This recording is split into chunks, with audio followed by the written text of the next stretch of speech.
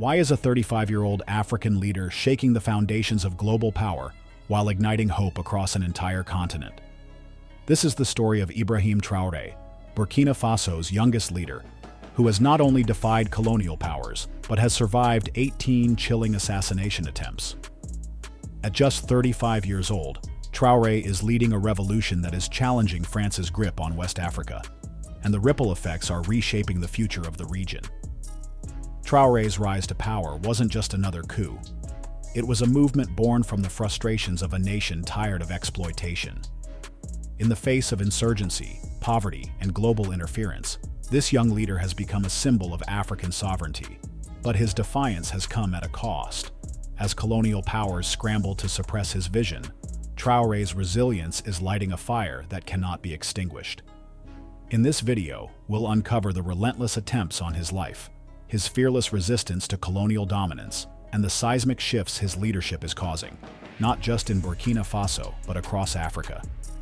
If you're passionate about Africa's independence and transformation, don't forget to like, share, and subscribe to join us on this journey. Let's dive in.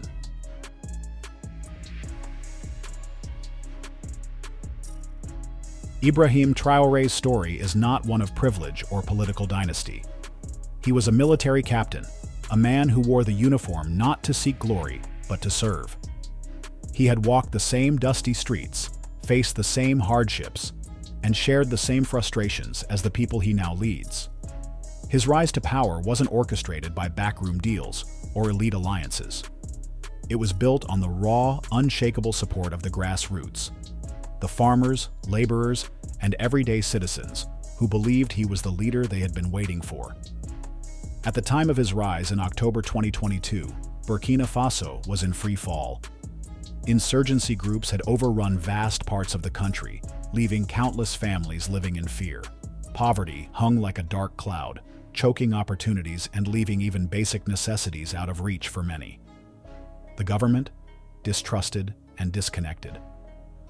Years of hollow promises had left the people disillusioned, wondering if change was even possible.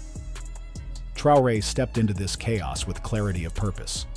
He didn't come to make speeches or appease foreign powers. He came to fight for sovereignty.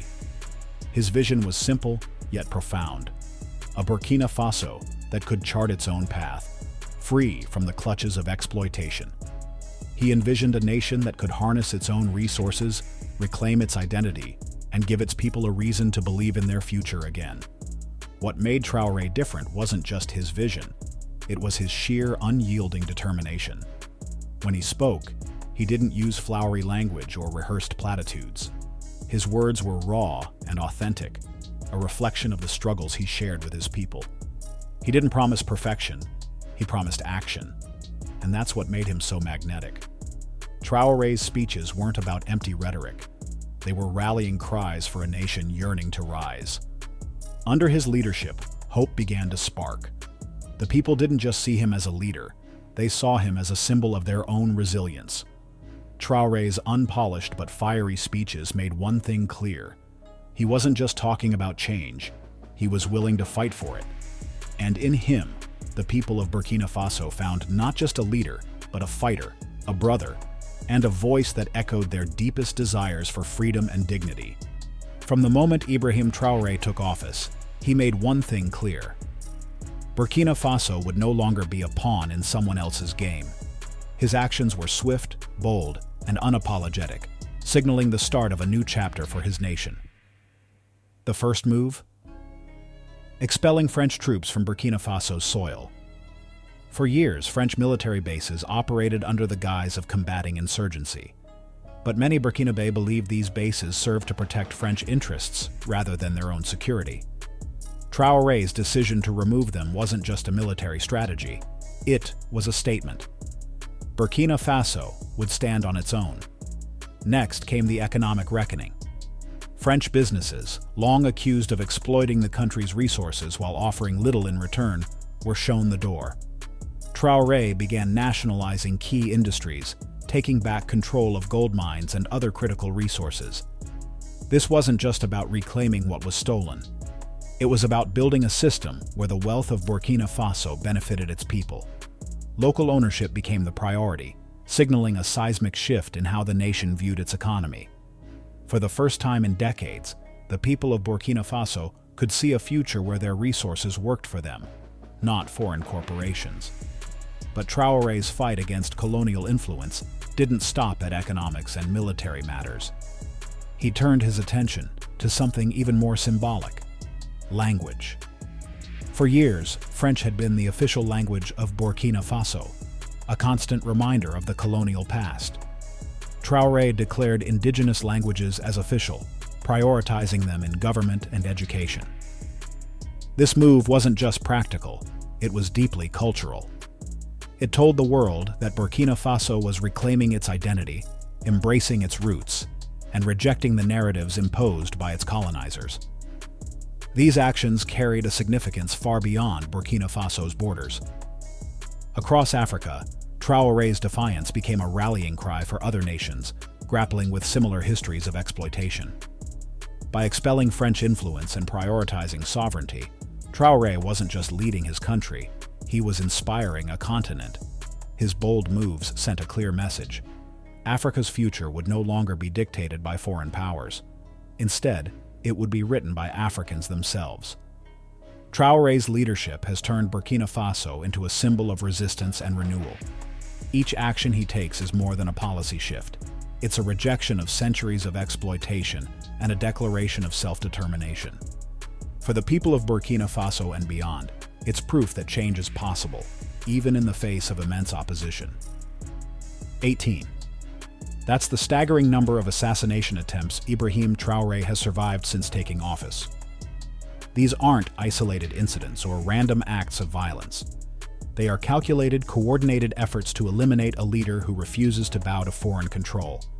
Each failed attempt is a testament to his resilience and a chilling reminder of the stakes. For Traoré, survival is more than personal. It's a symbol of the unyielding spirit of Burkina Faso. The accusations against France are impossible to ignore.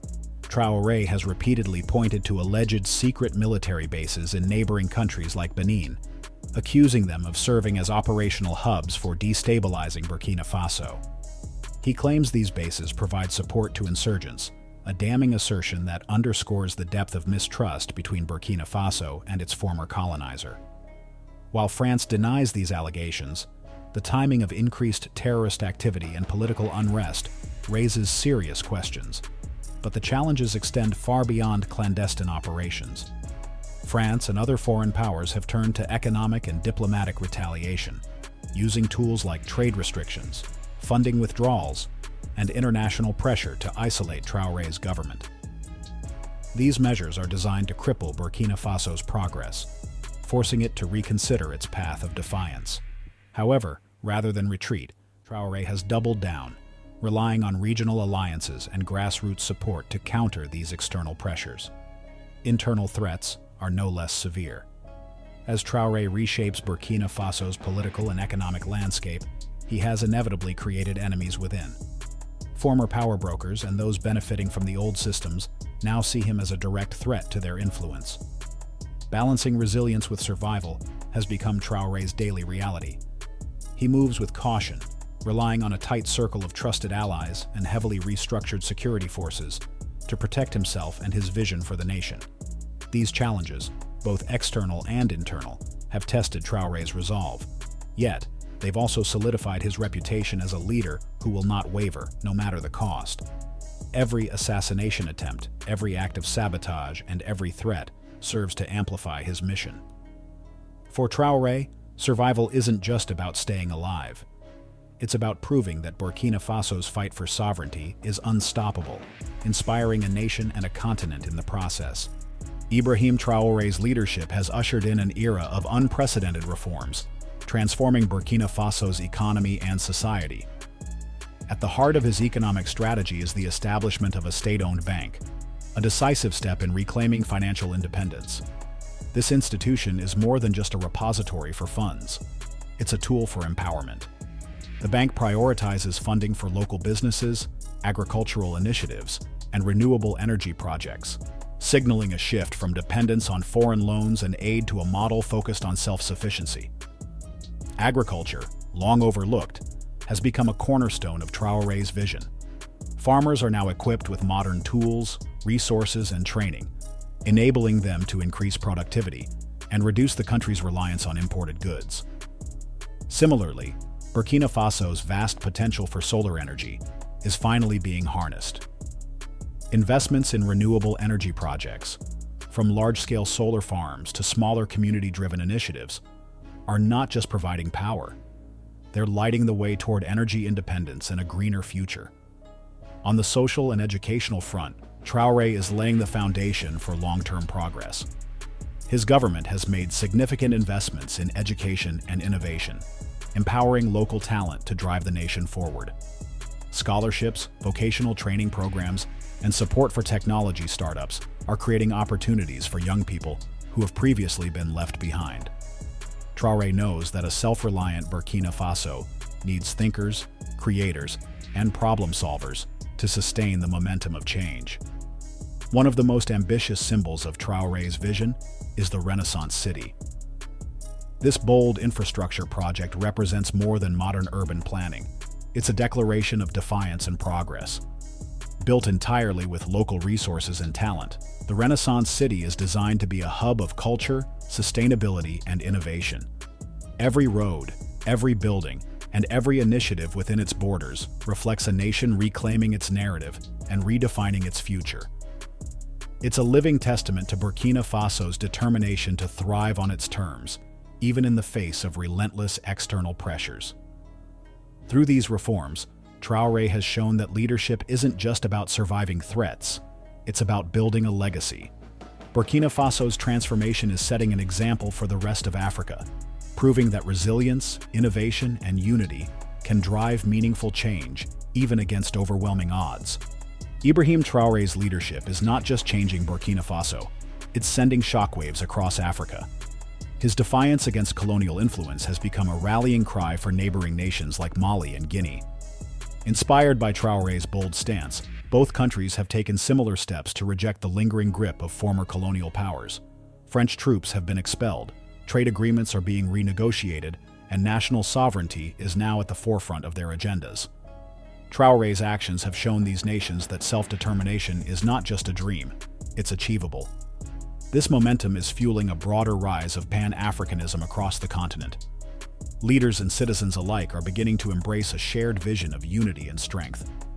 The idea that African nations can stand together, support one another, and chart a course independent of foreign dominance is gaining traction. It's no longer about individual countries fighting isolated battles. It's about a continent uniting to reclaim its narrative. Perhaps the most significant shift is the move from dependency to self-reliance. African nations are increasingly recognizing the value of their own resources, talents, and cultures. From harnessing natural energy like solar power to prioritizing local industries over foreign corporations, a new era is emerging. Traoré's leadership is a powerful example of what can be achieved when a nation places its people and sovereignty above external pressures. The ripple effects of this transformation are undeniable. Traoré's fight isn't just for Burkina Faso, it's for a vision of Africa that is strong, independent, and unapologetically proud. His leadership has sparked a movement, one that is reshaping how African nations see themselves and how the world perceives them. This isn't just a regional shift, it's the beginning of a global reckoning. The era of Africa as a continent of untapped potential is over. It's now a force to be reckoned with. Burkina Faso's defiance under Ibrahim Traoré has dealt a heavy blow to France, both economically and symbolically. For decades, France maintained its global standing by leveraging the resources of its former colonies, especially in West Africa. Gold, agriculture, and other raw materials flowed from nations like Burkina Faso into French coffers, propping up an economy heavily reliant on these exploitative arrangements. Traoré's decision to nationalize key industries and expel French businesses has severed this pipeline, leaving France scrambling to fill the void. The economic impact has been profound. French corporations that once dominated Africa's markets are now losing access to critical resources and lucrative contracts. Gold mines in Burkina Faso, long a cornerstone of French wealth extraction, are now under local control. The financial shockwaves are rippling through France's economy. challenging its ability to maintain its influence not just in Africa, but globally. What once seemed like an unshakable colonial strategy is unraveling, exposing the fragility of France's economic dependence on its former colonies. The symbolic losses are equally significant. France has long positioned itself as a partner to Africa, a narrative carefully curated to mask its exploitative practices. Traoré's actions have shattered this illusion, revealing the deeply unequal dynamics beneath the surface. As Burkina Faso reclaims its sovereignty, it's sending a message to other African nations. France's dominance is not inevitable. The decline of French influence in Africa is not just an isolated event. It's a challenge to the very identity of France as a global power. This shift is reshaping Europe-Africa relations in real time. No longer can European nations dictate terms to a continent that is finding its voice. Burkina Faso's resistance has emboldened other African nations to renegotiate their relationships with Europe, demanding fairer trade agreements and less intrusive policies. The days of unquestioned European influence are fading, replaced by a new era of accountability and balance.